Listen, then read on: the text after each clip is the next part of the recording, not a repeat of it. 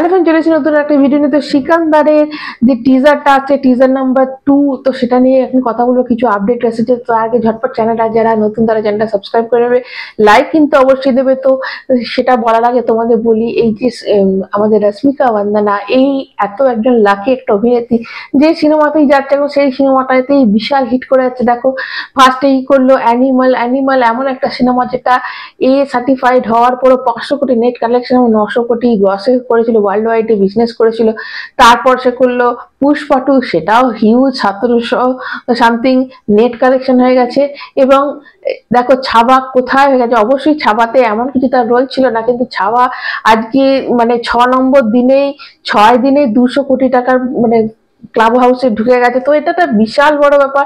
এবং দেখো কোথাও মনে হয় হয়তো রশ্মিকা মান্দানা না থাকলে সিনেমাটাকে এত চলতো না, যেহেতু এগুলো সবই মানে এই তুক তাক, যেমন তুক লাগলে তুক, না লাগলে তাক হয়ে যাবে, ওরকম একটা ব্যাপার।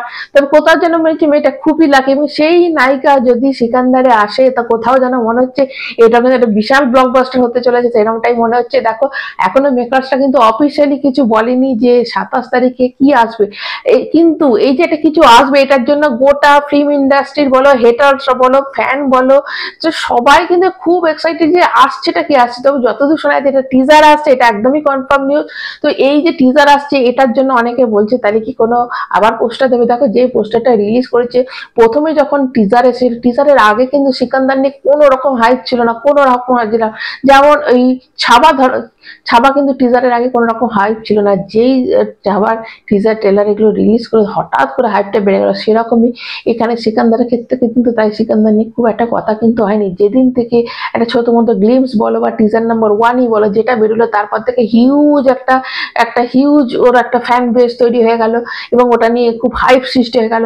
এবং যখনই কালকে এর আগের দিন যখন পোস্টারটা হলো, তারপর থেকে কিন্তু বুক মাই শোতে 80,000 মানে 80,000 ট্রেন্ডিং করছে। এবং অবশ্যই এটা টিজার নাম্বার 2 যেটা 27 তারিখে আসবে, তার আগে এটা 1 লাখ হয়েই যাবে। তো হাইপটা কিরম মানে জাম্প করে বেড়ে গেছে তোমরা সেটা দেখো।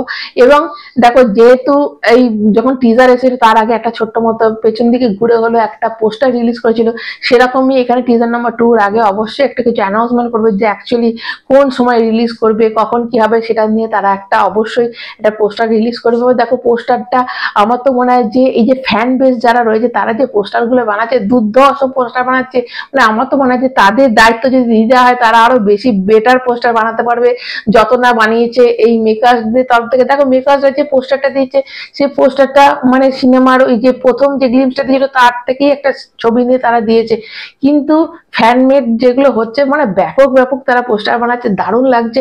তো এই যে টিজার যদি এবার ধামাকেদার এসে যায়, তারপর ধরো আর 1 মাস বা সিনেমা আছে 28 তারিখে সিনেমাটা রিলিজ করছে 28শে মার্চ, তার ঠিক 1 মাস আগে তারা টিজার নাম্বার 2 দিচ্ছে, তারপর থেকে এরা গান দেবে। মানে এই যে হাইপটা এরা বাড়াতে শুরু করলে, এবার এমন বাড়তে থাকবে যে সিনেমা রিলিজের আগে আগে তখন একটা তারা ট্রেলার রিলিজ করবে। তো একদম তাদের স্ট্র্যাটেজিটা দারুণ স্ট্র্যাটেজি নিয়ে চলছে এবং এটা তো ব্লকবাস্টার হবে। এবং রশ্মিকা মান্দানা আছে তো আর কিছু চিন্তা, যদিও মানে রশ্মিকা মান্দানা থাকলে হিট হবে এরকম একটা কমে, অবশ্যই সালমান খান এখানে মেন। তবে যেহেতু এখন রশ্মিকা মান্দানা যে সিনেমাতে হাত দিচ্ছে সেই সিনেমায় এখন ব্লকবাস্টার হচ্ছে, তো কোথাও মনে হচ্ছে যেন অবশ্যই অবশ্যই এই সিনেমাটা সিকান্দার মানে একটা ব্লকবাস্টার হবে। দেখো হাইপটা এতটাই বেড়ে রয়েছে, রশ্মিকা মান্দানা আছে এবং এখন 1 মাস আগে তার টিজার নাম্বার 2 বেরোচ্ছে, বুক মাই শোতে 80K ট্রেন্ডিং এ চলছে। তো তোমাদের মতে তোমাদের ফার্স্ট দিনে কত কালেকশন হবে কমেন্ট করে কিন্তু অবশ্যই জানাবে। যারা সিকান্দারের ফ্যান আছে সবাই একটা লাইক কিন্তু দেবে, চ্যানেলটা সাবস্ক্রাইব করবে। সবাই সুস্থ থাকবে, এখনকার মতো টাটা।